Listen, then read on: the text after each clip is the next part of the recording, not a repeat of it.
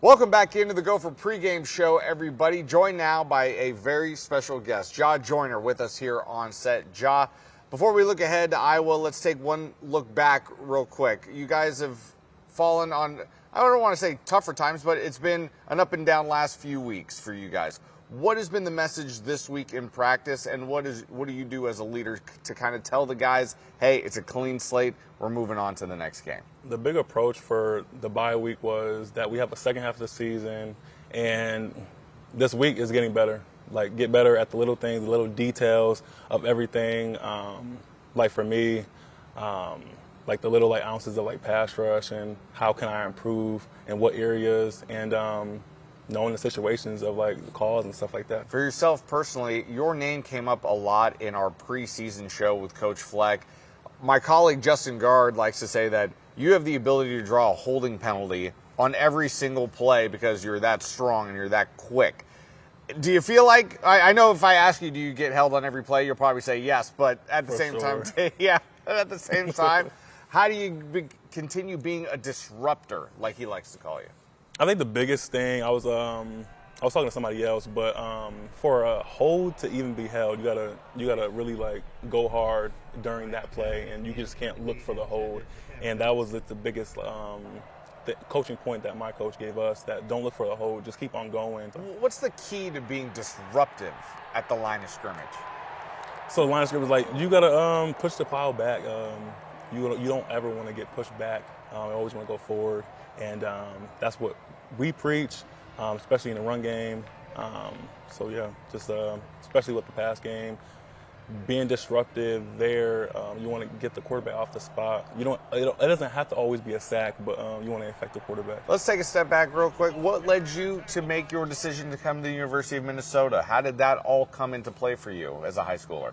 I think it was more so checking the three boxes for me was having the sustainability at coach, not looking for a position coach. I wasn't looking for that. I was looking for that, but at the same time, sustainability with the head coach. I knew who's going to be here for a long time.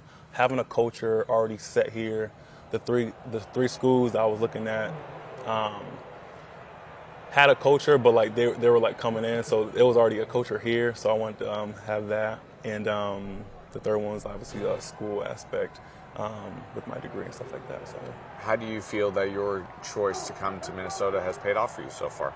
It's definitely been a blessing. I don't ever regret any decision in my life, and Coach Fleck has definitely changed my life on the field and definitely off the field. How so?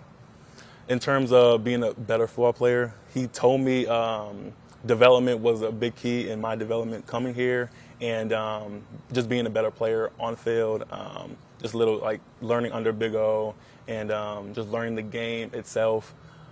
He definitely taught me so much from that aspect, and then off the field, just becoming a man, manners, and treating women with respect and stuff like that. So yeah. Let's look ahead to this weekend's matchup against Iowa. It is a big game every single year. I know the fans look forward to this game every single year. I'm sure you probably heard it a million times that you guys haven't won in Iowa since the late 90s. But sure. What is it going to take this week to overcome that and get a win against your rival? I think the biggest thing, especially with us, we have to start fast and we have to finish the game. And it's going to be intensely, whatever we call it. You got it. Yeah. It's going to be a definitely physical game, and it always is every year. And definitely a little.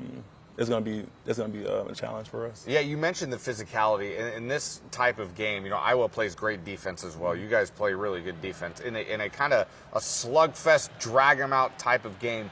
What do you think is the key to being the team that outlasts that type of grind out type game? Don't get bored.